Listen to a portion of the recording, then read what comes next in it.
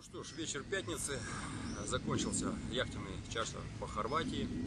И теперь хочется немножко рассказать, поделиться своими впечатлениями по поводу яхты Kafner 54 хорватской верфи D&D Yachts. Совершенно секретно. Личное дело Алексея Полунина, шкипера яхтенного инструктора. Характеристика находящего под парусом с 2004 года Полунина Алексея, шкипера яхтенного инструктора. Истинный моряк, характер нордический, отважный, твердый. С друзьями и коллегами по работе открыт, общителен, дружелюбен. Беспощаден к нарушителям хорошей морской практики. Связи осуществляет только морскими узлами.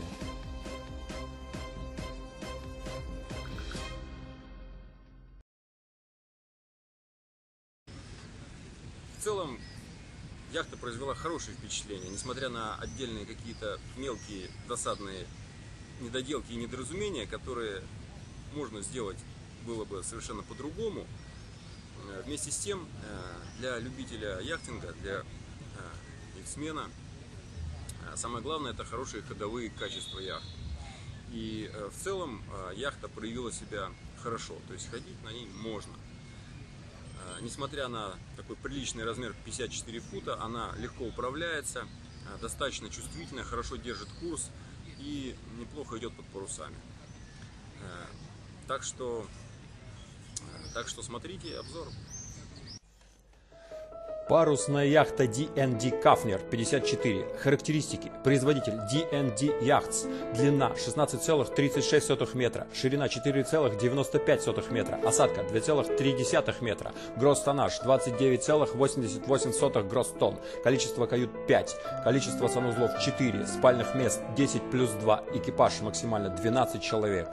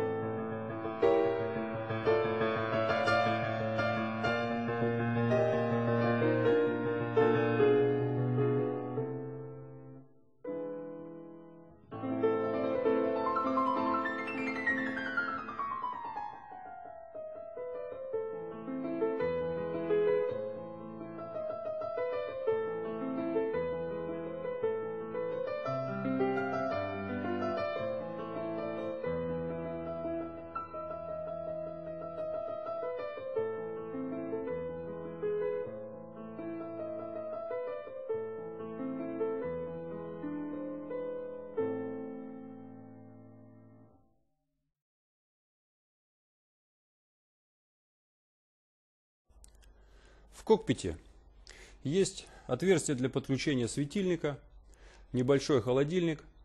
Здесь можно хранить напитки, лед, делать коктейли. Жаль, что кроме этого больше нет никакой емкости в столе для хранения мелочевки. Также в кокпите расположены приборы: пульт управления двигателем, универсальный чарт-плоттер BNG, который может отображать показания любых приборов, кнопки подруливающего устройства, рукоятка газ-реверс. И с левого борта выведено отдельно пульт управления автопилотом и еще один компас. Кокпит просторный и широкий. Мимо стола можно пройти без затруднений, даже если он открыт. Другой вопрос, если он накрыт, и тогда без затруднений мимо пройти сложно. Стопора, лебедки, бегущий такелаж. Вокруг отделка тиком. D&D Yachts. Спускаемся в салон. Такие не совсем типичные для яхты ступеньки. И схема расположения мебели вдоль центрального прохода. Все ящики, все дверцы шкафчиков открываются внутрь центрального прохода. Это не совсем удобно, когда кто-то готовит или просто выбрасывает мусор, то шкафчик открыт, дверца перекрывает проход, и если кто-то хочет пройти мимо, то он должен ждать, пока все это закроется, и человек уступит ему место. Зато есть много посадочных мест, вот такая вот стоечка, вроде как барная, за которой удобно выпивать, закусывать. С другой стороны, большой площади стол, много посадочных мест. То есть любителям хорошо покушать и красиво поготовить. Вот такая схема расположения мебели вполне понравится. Все остальные будут немножко удивляться такому вот конструкторскому решению.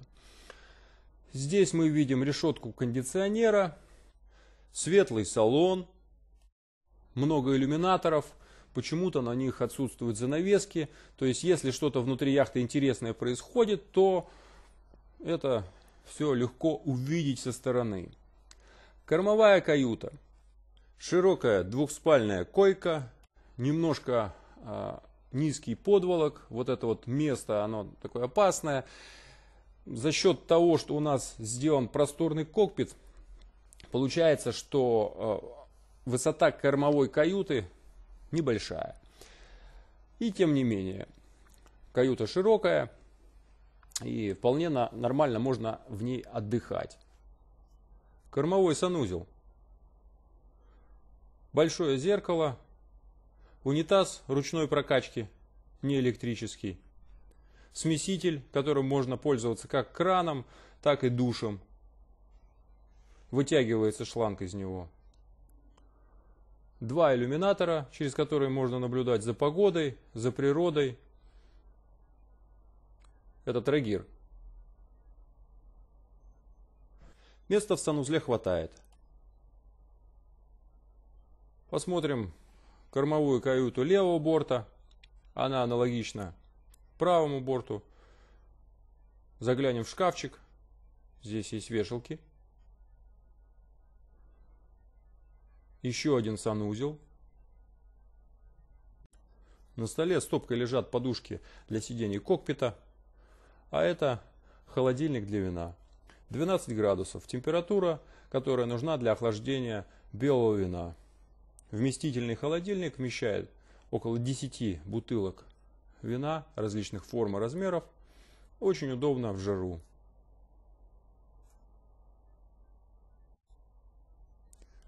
Пульт управления яхтой. Стереосистема с подключением по Bluetooth. Чарт-плоттер, он сейчас выключен. VHF радиостанция. И все переключатели систем яхты. Снизу 2 предохранителя.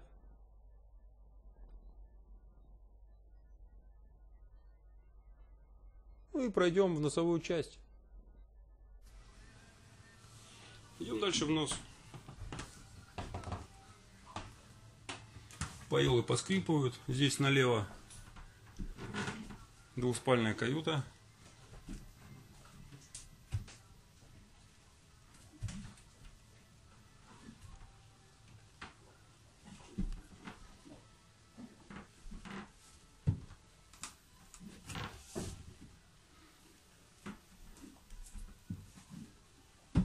Достаточно просторная.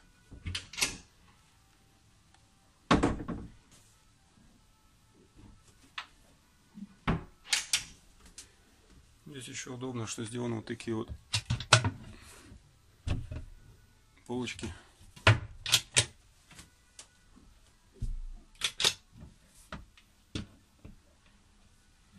для хранения личных вещей.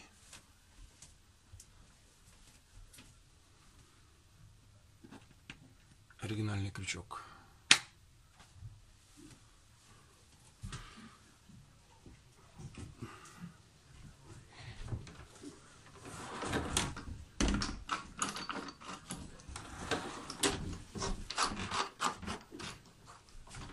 Хотите сказать, что это закрывается?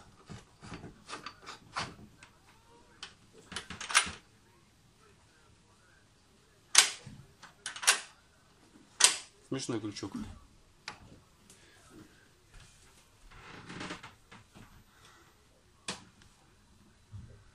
Ну, противомоскитная сетка.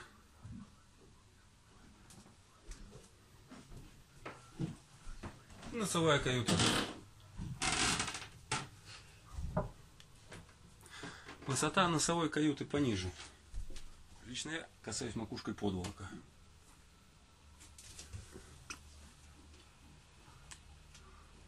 Сеточка тоже есть противомоскитная, это удобно. Вдруг прилетят злые москиты и всех покусают.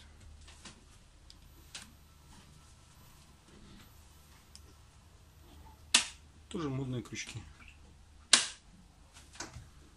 Рекомендую.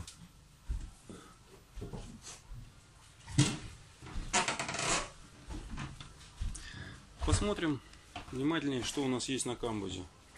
У нас на камбузе есть рефрижератор, то есть холодильник, говоря по-русски.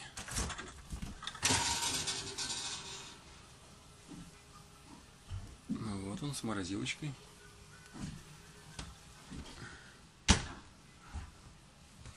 Обязательно закрывается на кнопочку. У нас есть плита газовая с набором хозяйственных принадлежностей.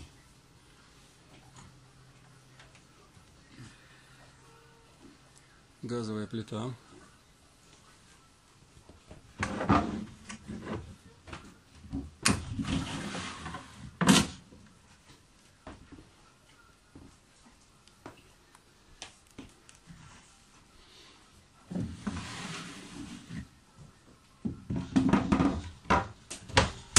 Закрывается на магнитах. У меня возникает подозрение, что эти магниты могут накачки не сдержать. Видите, да, достаточно легко я ее отодвину.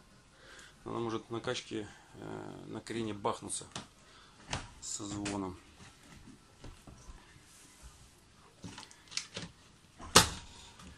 Кто не знает, да, вот чтобы открыть застрявшую кнопку, надо стукнуть чуть-чуть по ящику, ну так, чтобы его не сломать. Кухонная утварь. Микроволновка.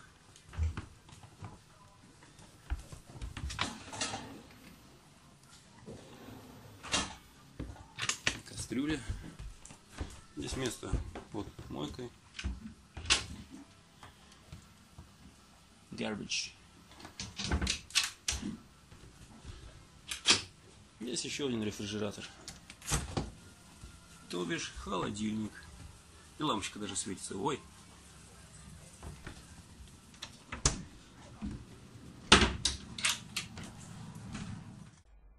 Пульт управления дизель-генератором.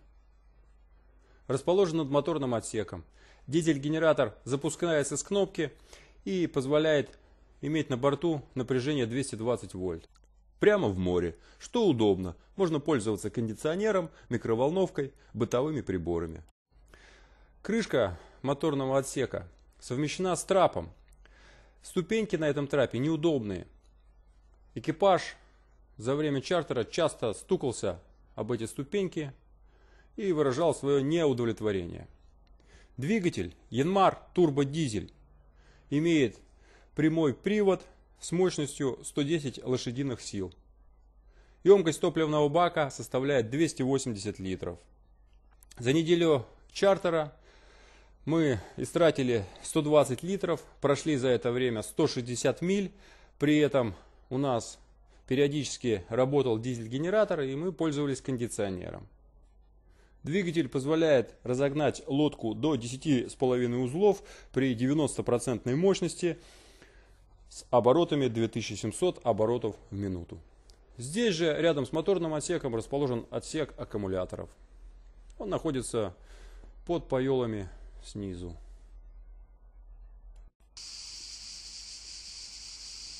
Корпус яхты выполнен из пластика. Площадь тикового покрытия составляет 49 квадратных метров. Высота мачты над ватерлинией 24,5 метра.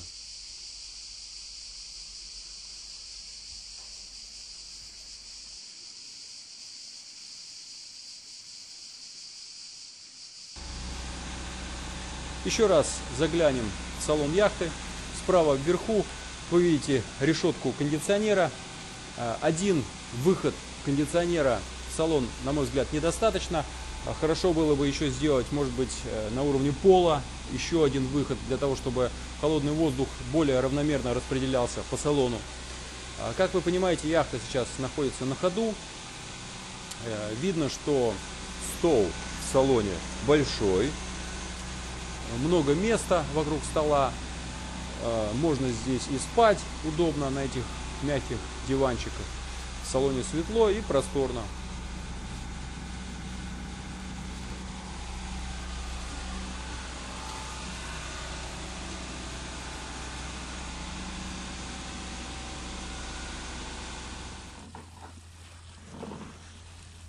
Общая площадь парусов составляет 139 квадратных метров.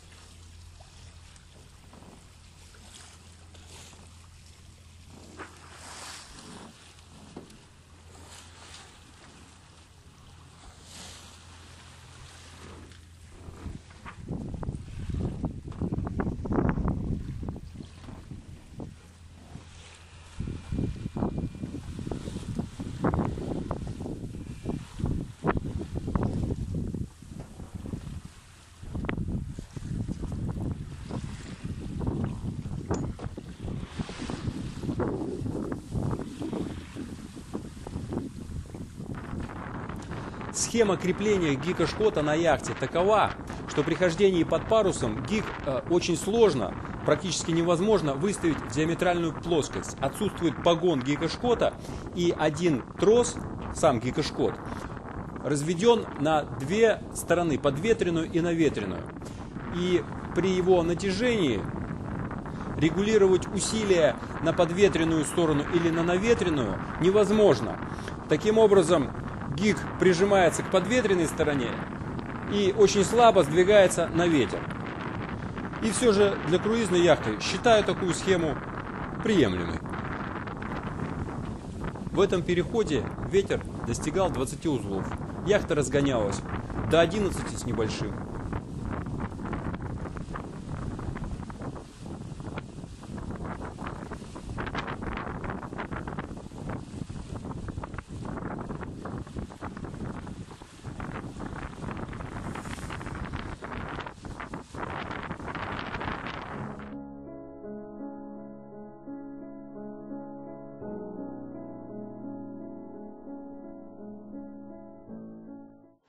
Если хочешь указать на ошибки, то сначала похвали, мерзавец.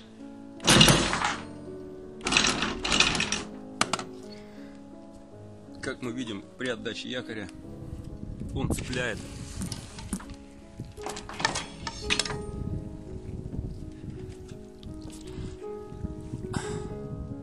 Видите, вот эта вот ситуация.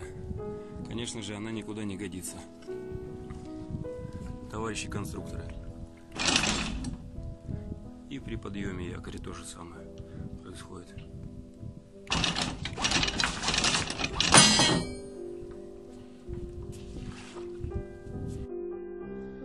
Штурвальные колонки тонкие и изящные. Они укреплены со стороны бортов дополнительными металлическими стойками. И это понятно, так как при большом усилии на штурвале штурвальная колонка с такой маленькой площадью опоры может быть просто вырвана из палубы. Но дело в том, что на качке рулевому часто нужно держаться за что-то, кроме штурвала. Нужен поручень, который обычно монтируют вот здесь. В данном случае его нет. Я пробовал держаться за штаг, это неудобно. Нужен поручень для рулевого. А если его сделать на штурвальной колонке, то потребуется, конечно же, ее дополнительно укреплять, делать прочнее, чем сейчас.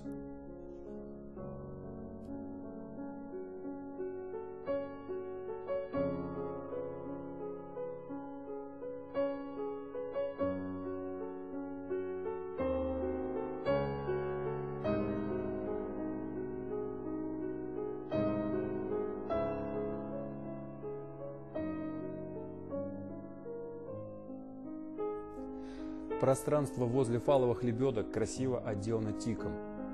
Здесь есть небольшое отверстие для стока воды, шпигат. Но внутри, со стороны люка, шпигата нет.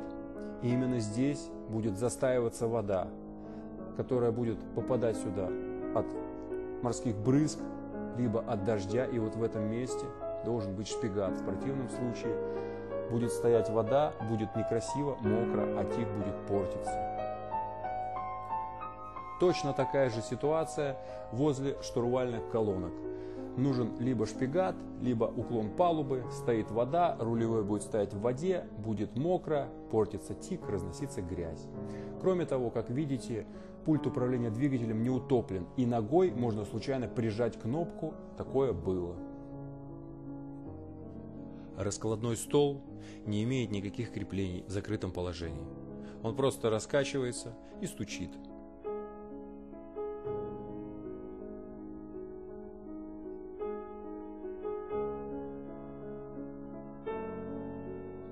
Ступеньки. Ступеньки используются для подъема и спуска.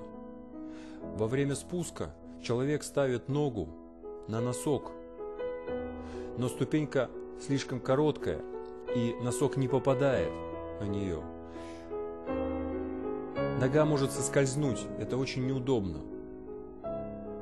Поэтому для того, чтобы спуститься безопасно, нужно разворачивать стопу.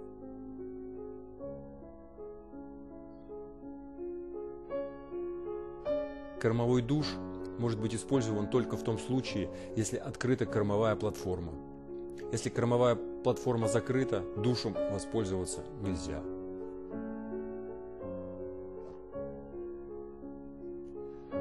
Предохранители под штурманским столом не утоплены, кнопки торчат и задеваются коленом.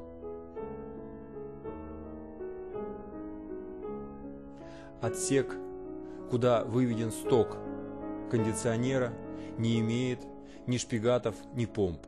И конденсат из кондиционера просто остается в этом отсеке.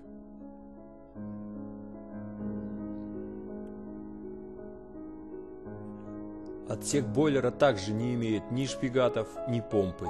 И как видите, в ситуации, когда прорвало трубу, его практически полностью затопило, хотя там есть розетка 220 вольт. Ахтерпик может быть открыт только в случае, если откинута кормовая платформа. Чтобы сложить кранцы, нужно, получается, прежде хотя бы приоткрыть кормовую платформу, и после этого только можно будет открыть крышку Ахтерпик. Объем вейс-танков 60 литров на 12 человек очень маленький. Они наполнят его за 4-5 часов. Петли, торчащие наружу на столе, за все цепляются, мешают. На них очень неудобно что-то ставить. Петли на гладком тике рубки. Когда проходишь и ударяешься о них ногой, это очень неприятно. Они цепляются. И самое основное неудобство – это петли в кокпите, в том месте, где чаще всего ходит рулевой, где чаще всего ходит экипаж. Люди спотыкаются о них, задевают ногами, и это очень и очень неудобно. Уважаемые строители яхты, вы сделали хорошую яхту, сделали прекрасный тик, ровная красивая палуба, потратили большие деньги. И вот прямо посередине этого тика, на рубке, в кокпите, да, возле якорного устройства вы сделали вот эти вот ужасные петли, о которые люди все время спотыкаются. Знаете, что они говорят в ваш адрес, когда спотыкаются об эти петли? Это же очень больно ногой. Хотите, я вам расскажу? Нет, не хотите? Подумайте над этим.